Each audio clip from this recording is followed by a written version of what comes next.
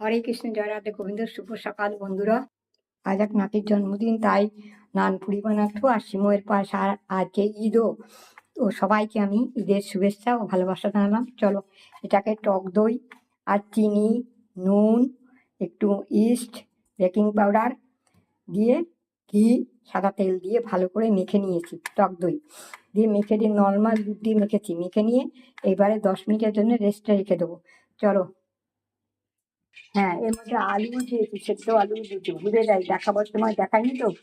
এবারে ছোট ছোট করে গোলা করে নিয়েছি। এই যে এবারে কড়াইতে সাদা তেল আর ঘি দিয়ে দিয়েছি। এবার এগুলো ভেজে নেবো করে। তা আলু নানপুরি,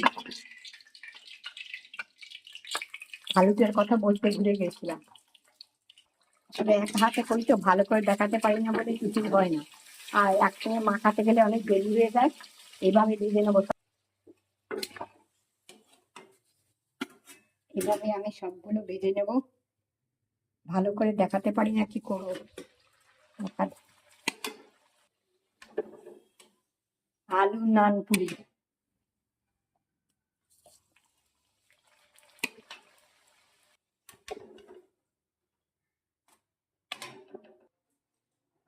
এই যে আমার হয়ে গেছে নানপুরি, আলু নানপুরি আর সিমইয়ের পান, লাবড়া সিমই। আর এই যে সাদা আলুর চচ্চড়ি করবো। আজ এক নাতির জন্মদিন, আর আজ ঈদও আছে। ঠাকুরকে আগে নিবেদন করব, তারপরে নাতিকে দেবো জন্মদিনে আজকে। চলো, হরে কৃষ্ণ, জয় রাধে গোবিন্দ।